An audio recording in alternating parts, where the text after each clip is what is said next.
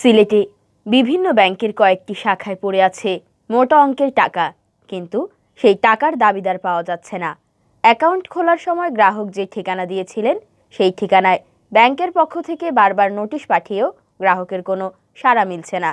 ফলে নিয়ম অনুযায়ী গ্রাহকের এই টাকা বাণিজ্যিক ব্যাংকগুলো পাঠিয়ে দিচ্ছে বাংলাদেশ ব্যাংকে, আর বাংলাদেশ ব্যাংকে এই দাবিদারবিহীন টাকার পাহাড় জমতেই আছে।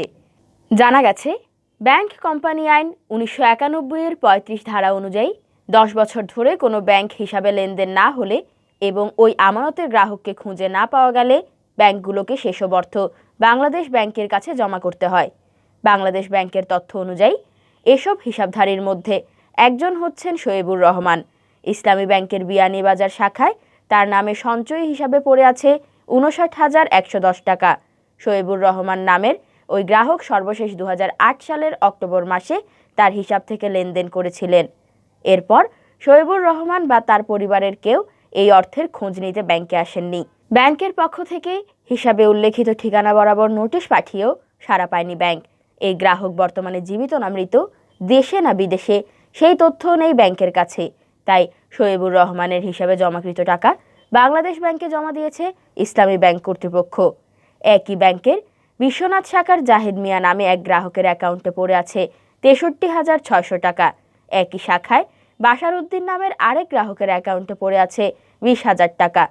ইসলামী ব্যাংক গোয়ালাবাজার শাখায় ময়না মিয়ার অ্যাকাউন্টে 40,880 টাকা সহ অদাবিকৃত কয়েক কোটি টাকা পড়ে আছে ইসলামী ব্যাংকের বিভিন্ন শাখায়।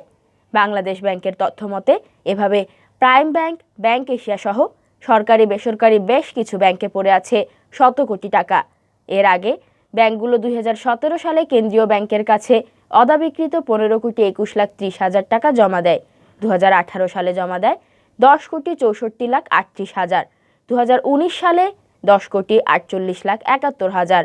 2020 সালে 34,45,33,000 টাকা জমা দেয়। সবশেষ 2021 সালে 37,38,50,000 টাকা অদাবিকৃত অর্থ জমা হয়েছে। সব মিলিয়ে গত 5 বছরে বিভিন্ন বাণিজ্যিক ব্যাংক, কেন্দ্রীয় ব্যাংকের সরকারি কোষাগারে জমা দেওয়া অদাবিকৃত অর্থের পরিমাণ 108,18,22,502 টাকা 97 পয়সা।